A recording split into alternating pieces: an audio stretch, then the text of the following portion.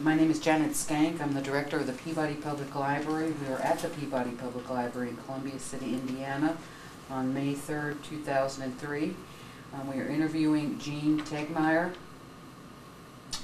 Jeanne, can you state the branch of service you were in and your rank?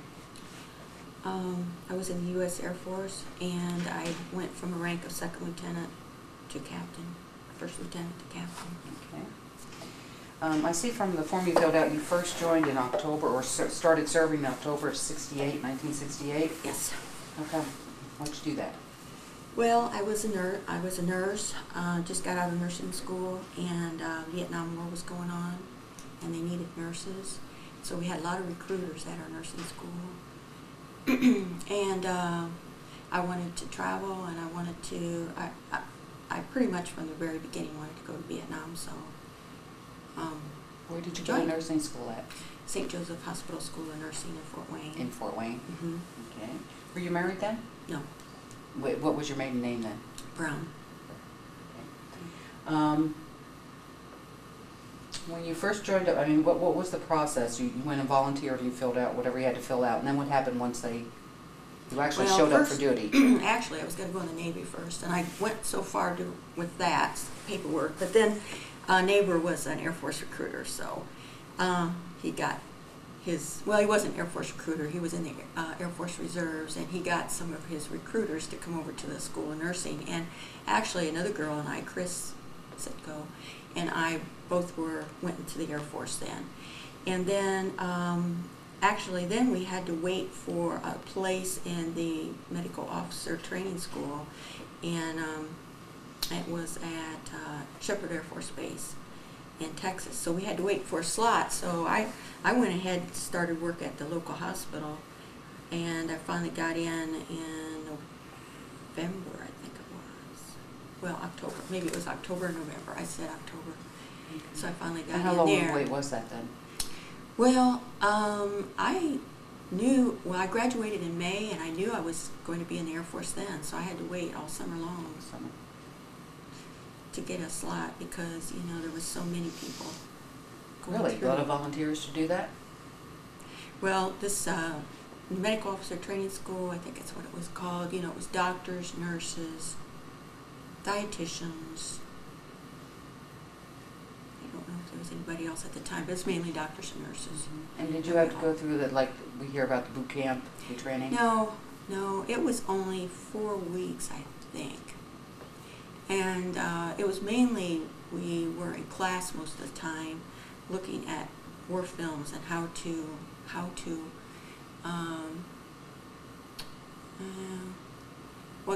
triage and, you know, take care of wounded, and, you know, just disaster after disaster films. Mm-hmm. And looking at that, we did go on like a one-night trip to like Red River Valley in Oklahoma, and stayed out overnight and stayed in tents, and I always remember that, and just ate rations and stuff like that,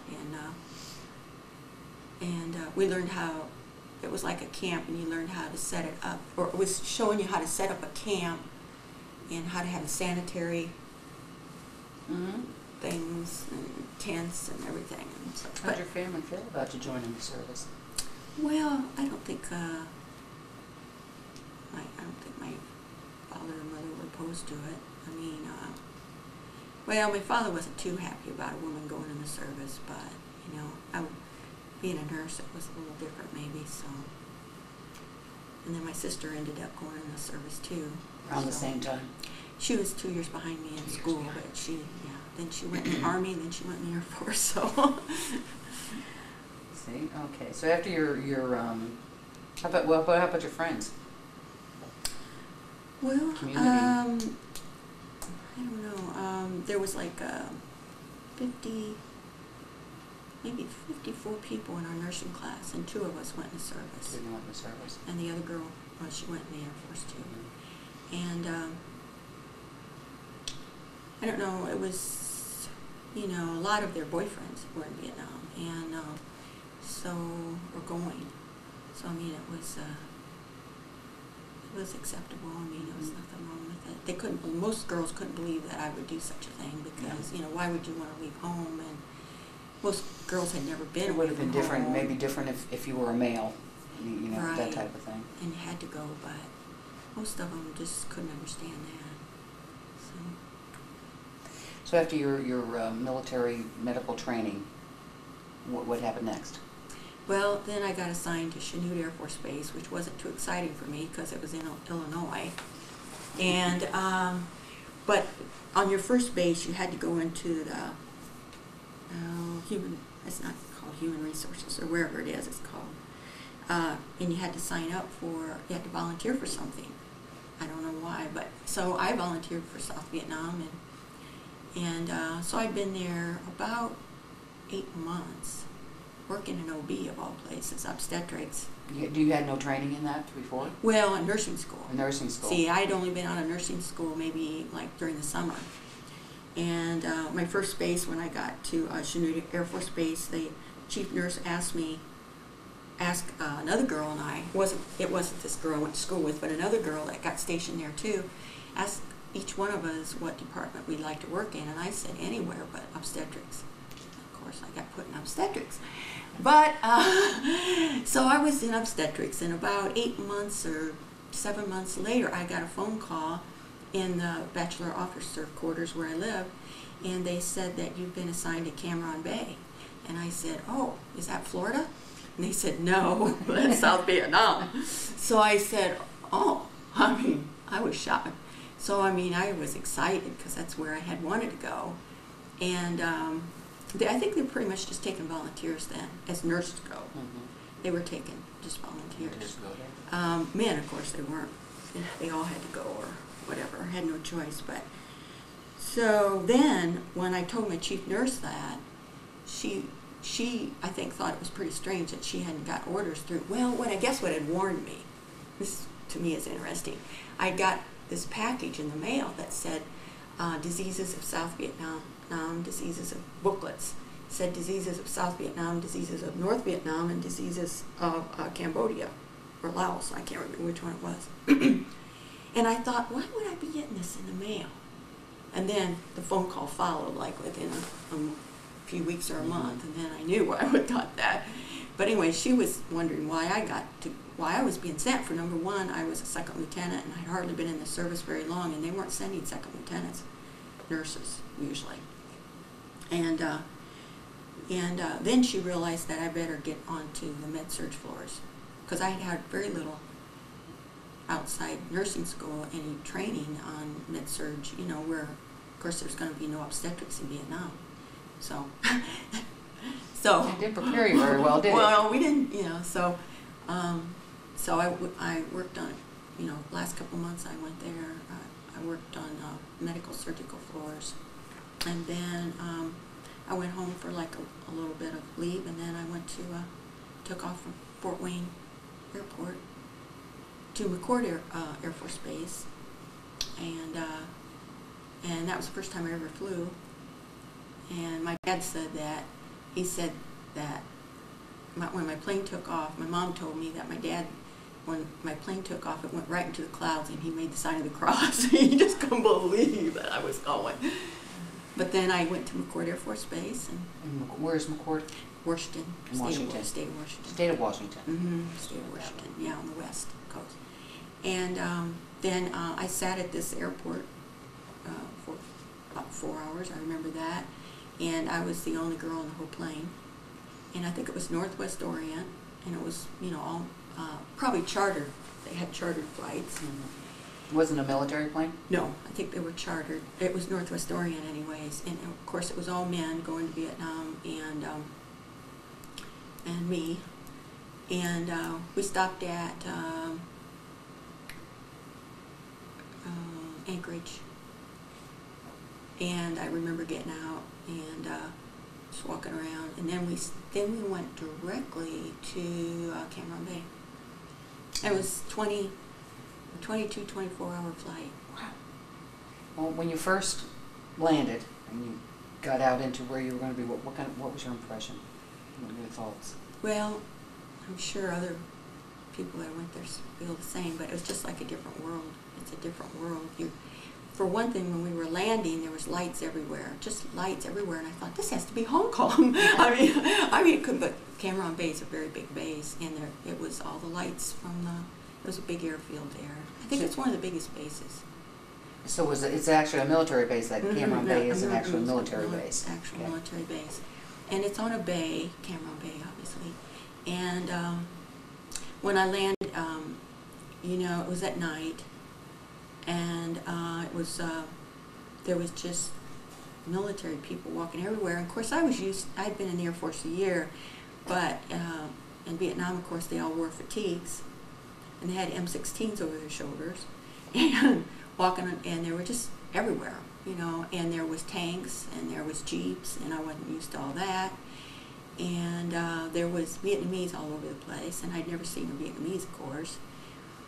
And all the men had to go to this big film, probably on venereal diseases, as soon as they landed in these what do you call it, the hangar.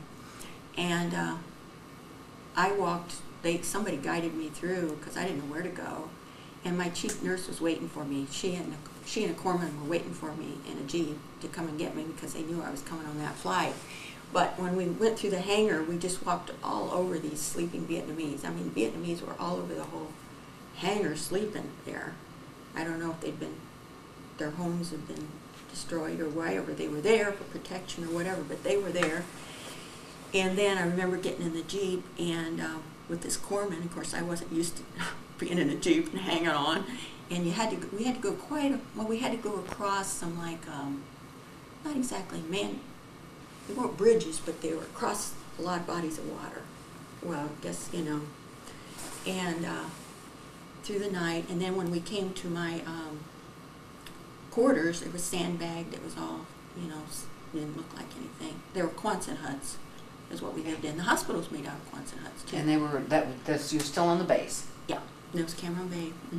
And it was night, and I didn't know what I was going to do the next day. And then next day she said, I'll come for you. She said, what do you want to do the next day? And I said, well, it's Sunday, right? I mean, I was all messed up days. She said, yeah. I said, well, I want to go to Mass. I want to go to church. And so she said, I'll be there for you at such and such a time. And so I walked in. She let me off at the door. So I walked in, and she told me the number of my quarters. And when I walked in, of course, they're real, like it was a Quonset hut. And it was divided in half, and two girls, my roommate and I had this side, another girl, and her roommate had that side, and we had bunk beds. And the girl was not there, but a John Wayne movie was on, and it kind of felt like home because there was a TV and there was a John Wayne movie on. And but I don't think I ever saw her that night. My roommate, she was out and about, but they had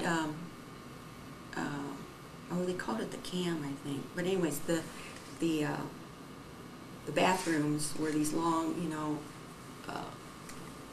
for everybody, you know, I can't think of the right word, but you know, there was showers. And matter of fact, I didn't usually take showers, and so I had to start taking showers. That's all there was.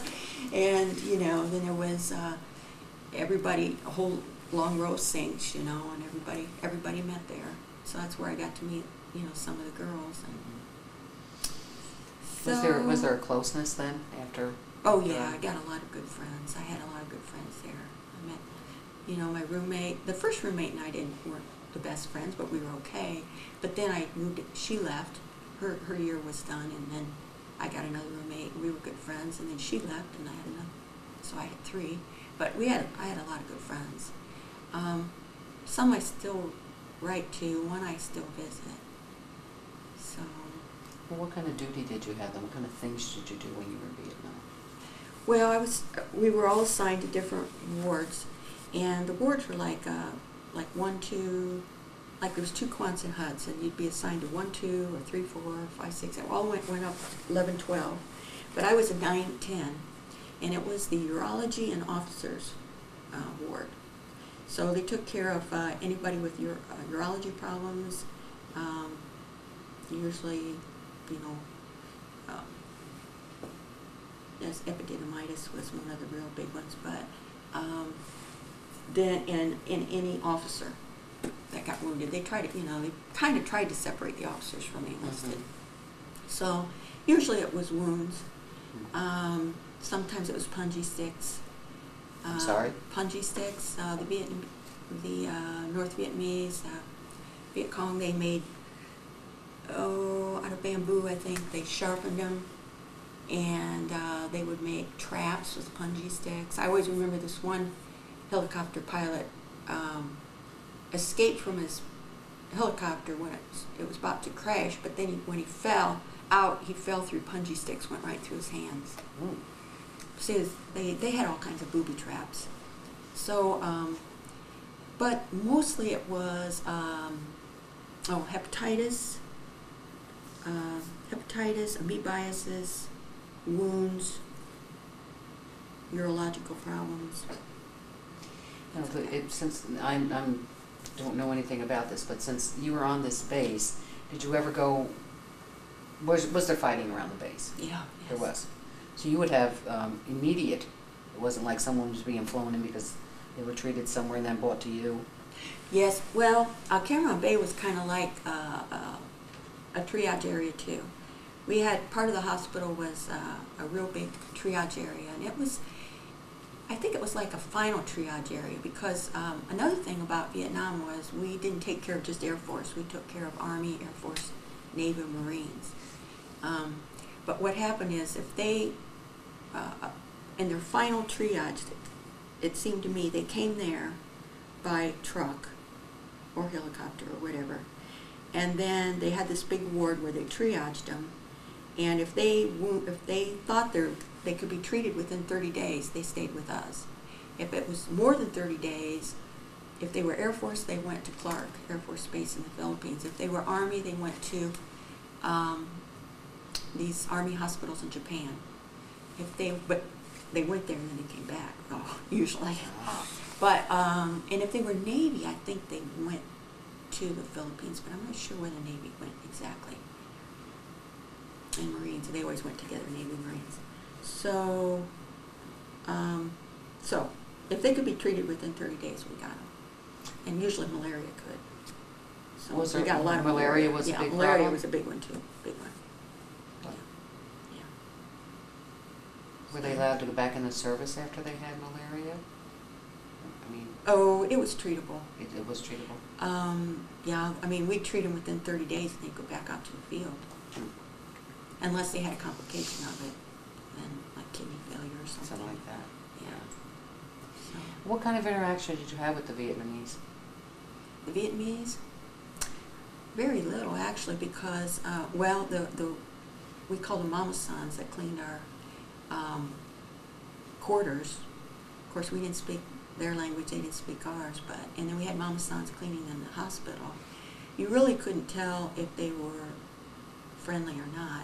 Evidently the base thought they were friendly or they wouldn't have let them in, but it was real tricky. Did you as get to off who the they base were. any at all?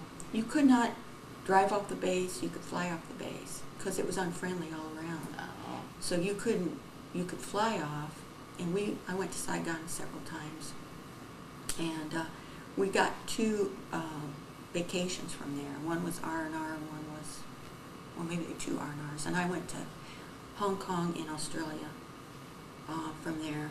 But, and I got to go to Clark one time too, Clark Air Force Base. But you could not go outside the perimeter. From the base? And at night we always had, I won't say we always had, but, well, we always had outgoing. We had firing out on the perimeter, and then certain times of month we had incoming, which was them firing at us, so it wasn't. Was there any Vietnamese, like a town or a city near this? Oh yeah. It was right there with that? Close by, but I never saw them because we couldn't drive outside the base. But they lived everywhere, I mean, in the jungle, all over. How about the food? Kind of Military feeds you good. military feed you good? And what they gave, was it Americanized food, or did Yes. you get to, that's what you Yes. usually got? Yes. Did you There were a try few any? times when we didn't have bread. Like I'd go to get a hamburger at this one little place, and I just get a hamburger. I didn't have any bread.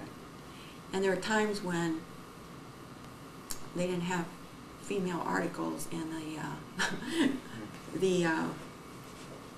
what we call it, I forget the store that we always went to, the BX. They didn't have things you needed. Like we'd have to wear men deodorant and, you know, and stuff like that. But military food's good. We'd have lobster and steak and sometimes.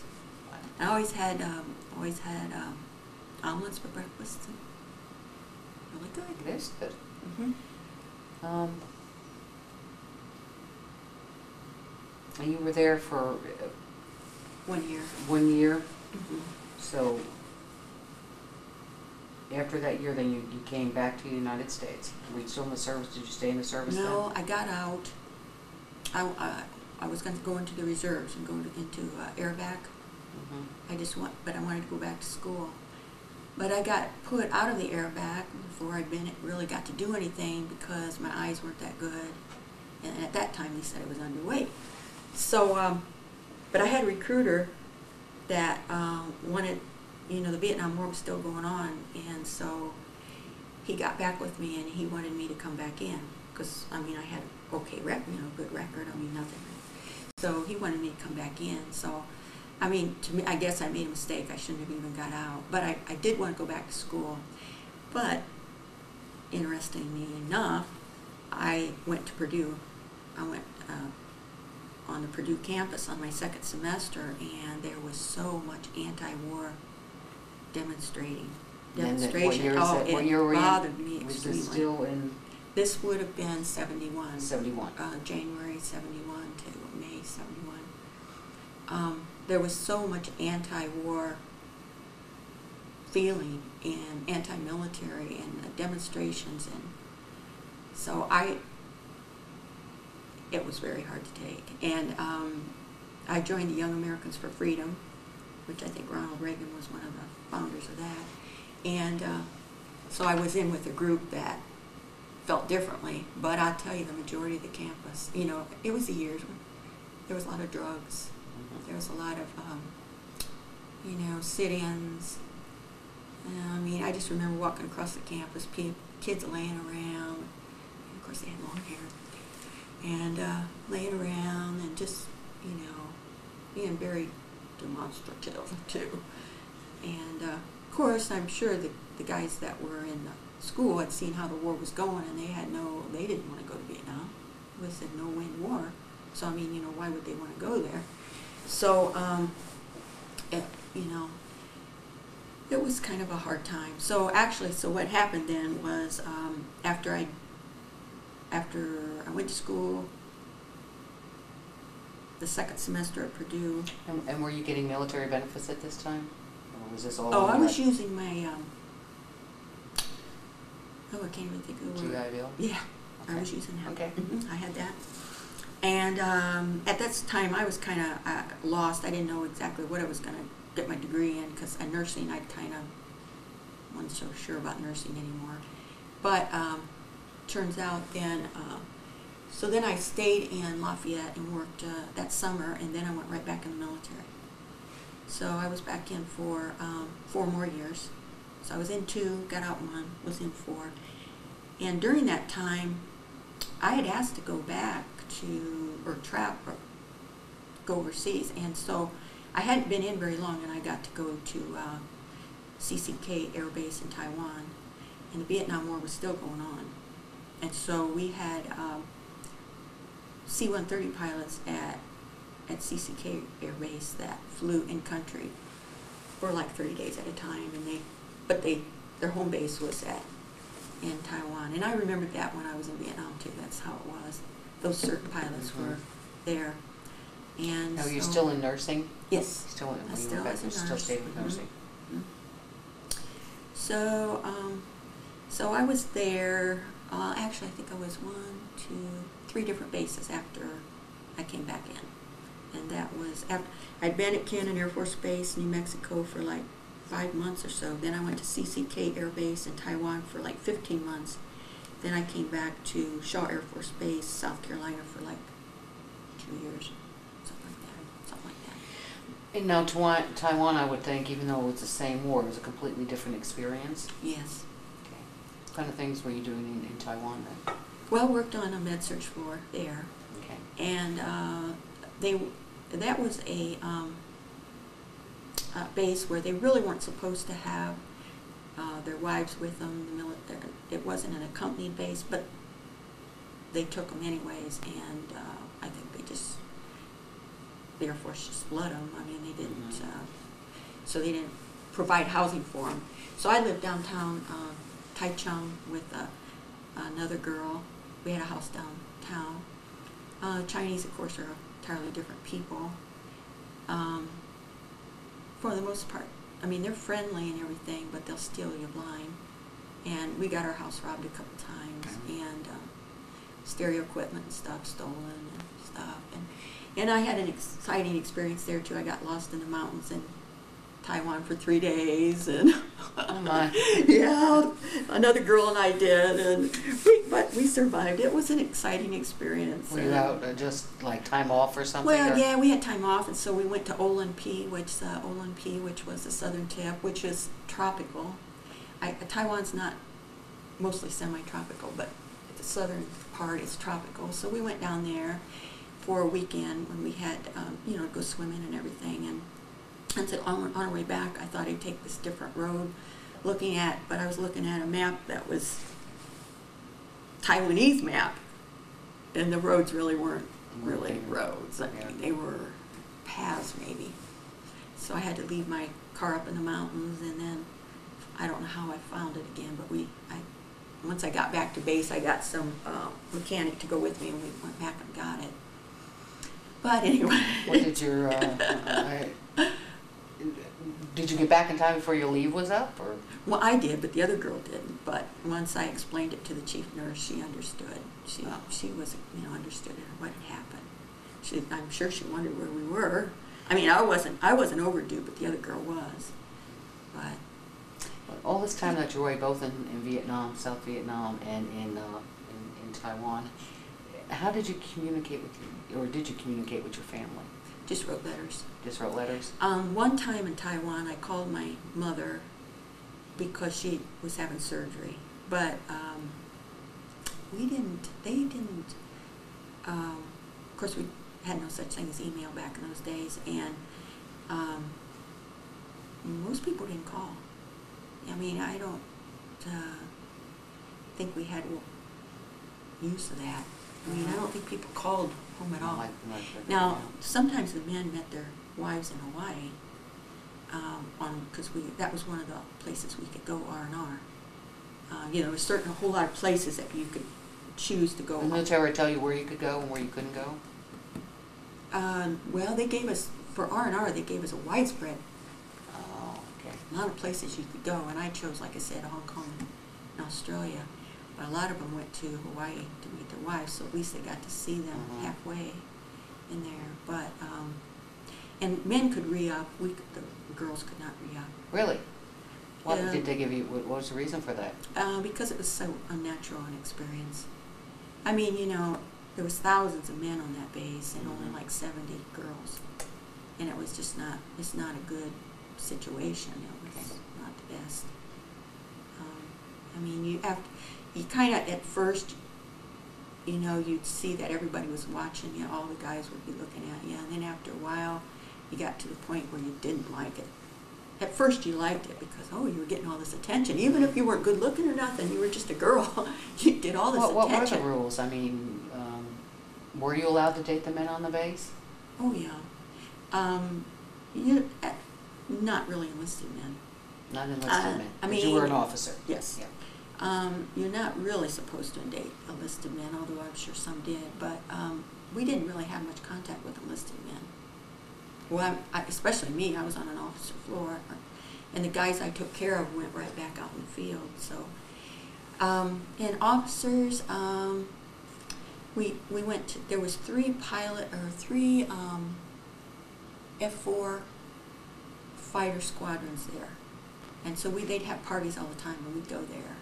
But I knew men that got killed in there, those squadrons too. So. What kind of, did the, is it, I'm trying to think of the name of the group that provided entertainment, the, Oh, USO? USO. Yeah, they were there. Were they there? What kind of things did they do? Well, there was a couple girls that lived in our quarters that were USO, and I never got real close to them. But They were actually stationed there as USO people? Mm-hmm. And, but I never saw them. I never saw, I mean, I saw them because they lived right there in our complex, but I never saw what they did. Okay. They might have done more for the enlisted. I don't know. Because we'd have, another thing we did a lot was go swimming. You know, beautiful beaches there, beautiful. So we'd go swimming all the time. I'd even, after I worked night shift, go to the beach and they had, those pillboxes around the beach from left over from the French, when the French had built them years ago. I'd go and get on top of one and just put my blanket out and go to sleep. Didn't burn? Oh, not after a while. I got a really good tan there, I tell you. I was out there a lot. That's before they told us how bad all that is for us. Oh, yeah.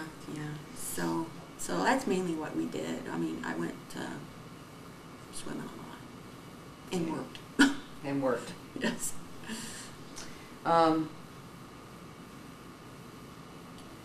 You stayed in Taiwan then, you said, for 14 months? 15 months. 15 months. And then you went to Shaw Air Force Shaw Base in South Carolina. in South Carolina. And I really loved that base. It was really, really nice. What kind of things did you do there? Well, I rode my bike, I played tennis, I went swimming, I went to Myrtle Beach, I went to Charleston. No, but your duties in the military. Again, you're still in the Well, when I got there, they tried to put me in OB again, obstetrics. And I said, I've been in obstetrics 3 times now, because I had been in obstetrics at another base too. And I said, I'm a captain now. I said, does that pull anything? I said, is there any way I can get to what I really want?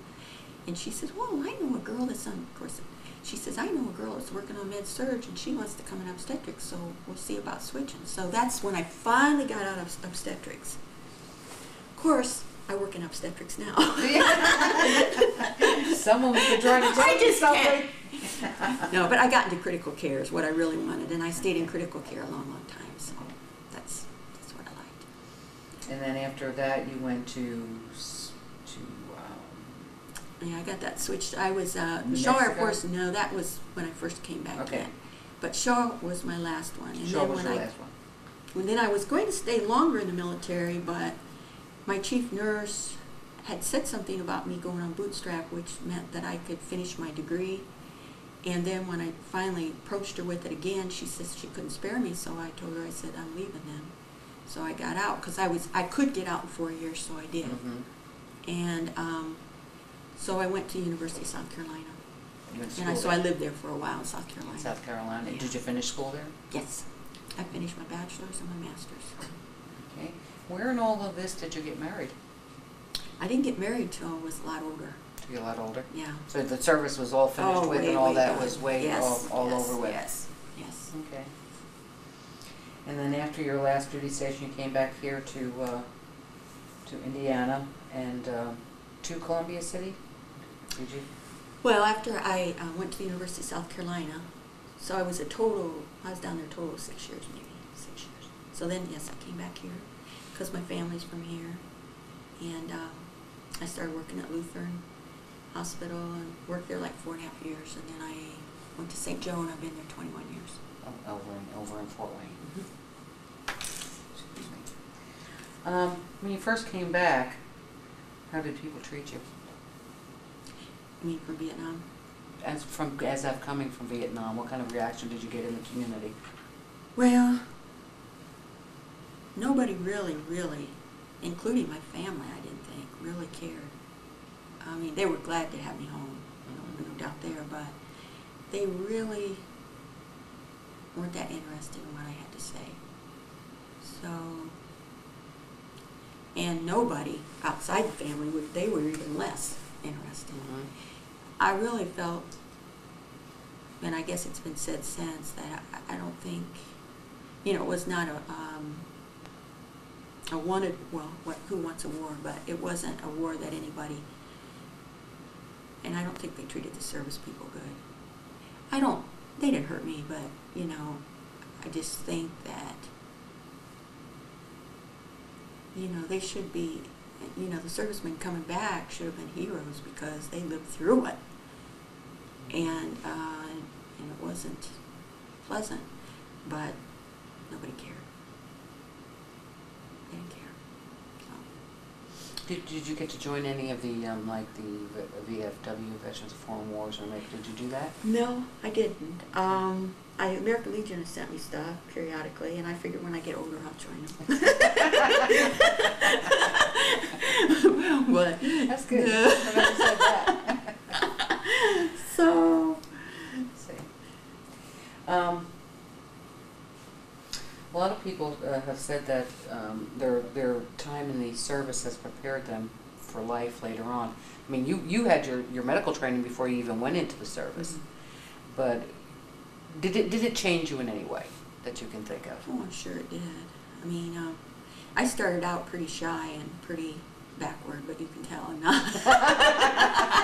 I'm pretty assertive now, but I think nursing would have done that to me anyways. But I was pretty shy. Even when I was in Vietnam, they gave me different names. The men on the floor would give me different names. Did they? Could you share some of those? Well, one was Bambi. Bambi? You know how Bambi is quiet. They called me Butter Bars because they said, you know, I was second lieutenant. There was hardly any second lieutenants in Vietnam. Okay. They usually sent higher ranking people there. I see. And, they called me Butter Bars, second lieutenant. They called me Brownie a lot. And even, it was really funny that even when I went to Clark Air Force Base, our plane stopped at Subic Bay, which was a naval base. And I would just happen to go in there and was waiting around till we boarded the plane again on our way to Clark. And this guy walks out, and he had been my patient in Vietnam, and he says, "Well, Brownie!" So, you know, that was funny. Strange to have somebody in the Philippines, and I'd never even been there before. Is there anything else that we haven't talked about that you think is important for the rest of us to know about? Well, yeah, I guess the only thing I'd say is that, you know, I felt like it was one of the best experiences of my life. I don't think most men going to Vietnam would have said that, but as a nurse, I mean, that's your highlight of your career, is if you can take care of wounded. You know, I mean, that's why I went into nursing, is to take care of people that were suffering and wounded. And to me, I felt like I did more good there than I did anywhere ever since.